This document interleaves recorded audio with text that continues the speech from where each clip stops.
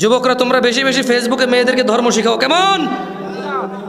আরে কি বলো, পাগল নাকি? ফজরে জাগাবান ওদেরকে? কারা কারা মেয়েদেরকে ফজরে জাগায় ভালো কাজটা করো, হাত তোলো।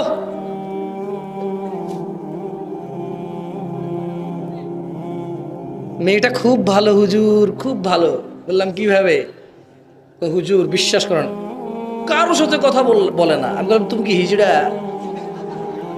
কারোর মধ্যে কি তুমি পড়ো না? তুমি ওর আব্বা, ওর খালু, সরি ওর ওর তুমি মামা, ওর তুমি চাচা, ওর তুমি ভাতিজা, ভাইগনা? না হুজুর না। তো কারোর সাথে কথা বলো না, তুমি কি? তুমি কি ওই কারোর মধ্যে না? যাই দেখো আরেকটা সীমা আরেকজনের সাথে কথা বলে, ওইখানে তুমি কারো। ওই ছেলে যখন বলে কারোর সাথে কথা বলো না, কারণ ওই কারোটা তুমি থাকো। মেয়ে বলে যে এই ছেলেটা খুব ভালো, ওকে বিয়ে করতে বলে ঠিক হইতো। তো কি হয়েছে? হুজুর আমার আব্বা আম্মা আমার বিয়ে ঠিক করেছে, আমার বাপ মা ধর্ম বোঝে না, আমি চাই দিনদার ছেলের সাথে বিয়ে ঠিক করতে, ওরা ধর্ম বোঝে না, আমার বিয়ে একটা ছেলের সাথে ঠিক করছে, ওর দাড়ি নাই। বললাম যে তো দিনদার আপনার পছন্দ কেউ আছে?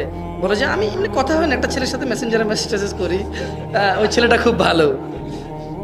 মনে রাখবা বোন আমার, যেই ছেলেরে বুঝে গেছো তুমি ভালো, ওই ছেলের ভালো না। কারণ একটুক বুঝতে পারছো যে সে ভালো, তার মানে এতটা ঘনিষ্ঠ হইতে পারছো, তোমার সাথে সে এতটা ক্লোজে আসছে যে তুমি বুঝতে পারছো সে ভালো, ও ভালো। ছোট ভাই আমার, যে মেয়েটার সাথে তোমার পরিচয় হয়ে গেছে বিয়ের আগে, এবং তুমি গভীরভাবে বুঝতে পারছো মেয়েটা ভালো, এটার ভালো না, কারণ তুমি এতটুকু অবজার্ভ করতে পারছো, সে তোমার এতটুকু অবজার্ভের সুযোগ দিছে যে তুমি বুঝতে পারছো সে ভালো, সে আর ভালো না।